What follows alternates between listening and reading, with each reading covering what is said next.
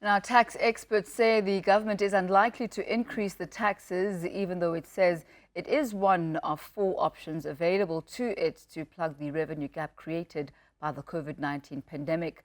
Let's discuss this further. I'm joined by Althea Soobyah, Tax Consulting Director at Mazars. A very good afternoon to you, and thank you so much for your time today. If you could just talk us through the potential tax increases that could be introduced and what implications those could have.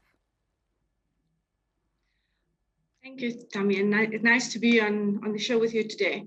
So there were lots of talks around the table about introducing a possible wealth tax to fund the COVID vaccine. We're looking at possible tax increases to make up the 5 billion than anticipated in tax hikes. But nationally, we don't think that this is the way to go for government at this particular time, having obviously regard to the ailing economy, the impact on job losses. So government is faced with a rather tough task, if you ask me, to balance the revenue collection against the overburdening of taxpayers, especially the wealthy in the form of wealth taxes.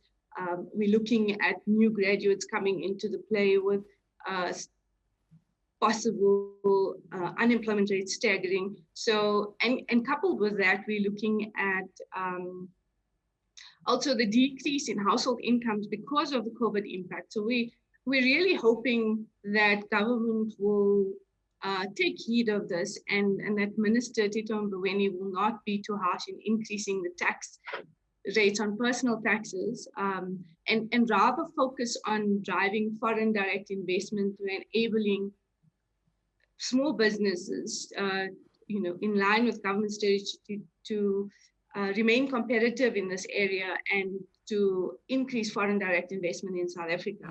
I know there was talk about a possible corporate rate reduction in the corporate rates and maybe some incentives to drive small, medium enterprises. We've seen clinical trials come to the fore with COVID vaccines.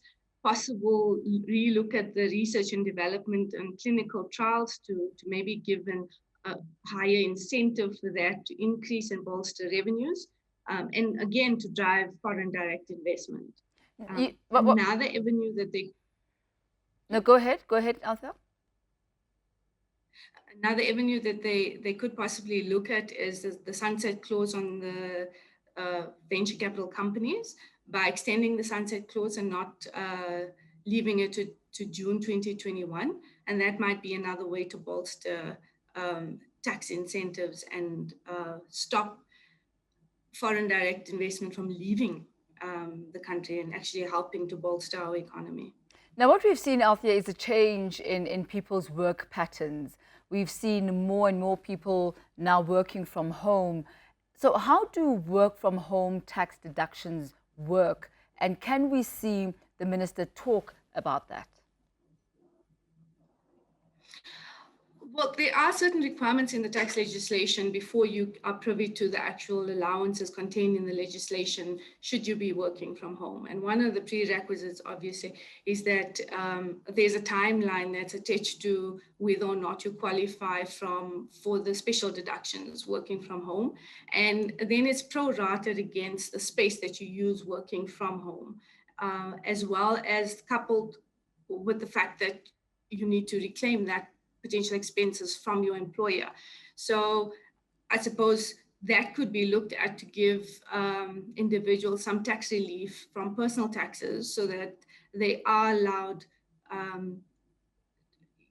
a deduction in that specific area to not feel the impact of the tax hike, if there should be any, on personal taxes. You touched on this a bit earlier on regarding corporate tax, and as you mentioned, there have been some in the business circles who are calling for that corporate tax to be trimmed.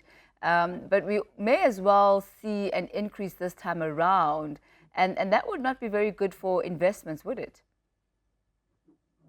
No, definitely not. I mean, we already at 28%. It has been reducing over the years. We've seen it come down. At one stage, it was at 50% even. But we still have to compete against the likes of Mauritius, where they're driving foreign direct investment through lower corporate tax rates. So we'd want to maybe look at bolstering that side of the economy and driving investment through maybe a percentage, even to give corporates some sort of tax relief so that we can show that we are competitive in this space. Another possibility is in the area of value-added tax. That's another area where tax increases are possible. What is the likelihood of that happening? My view, I don't think that is going to happen this year. I think Minister of Finance is going to tread carefully with regards to increasing VAT.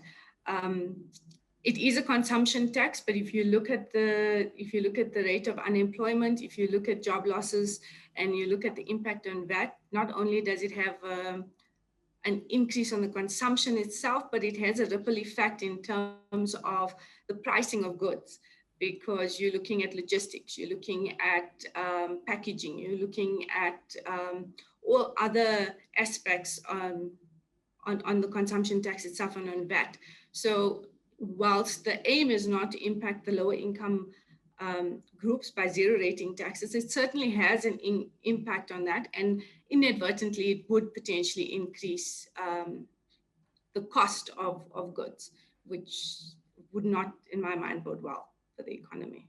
Well, we shall certainly wait with bated breath to see exactly what it is that Minister will put onto the table to try and balance the country's finances at this time. But thank you very much for your insight and your input. That's Althea Soobyah. She's a tax consulting director at Mazars.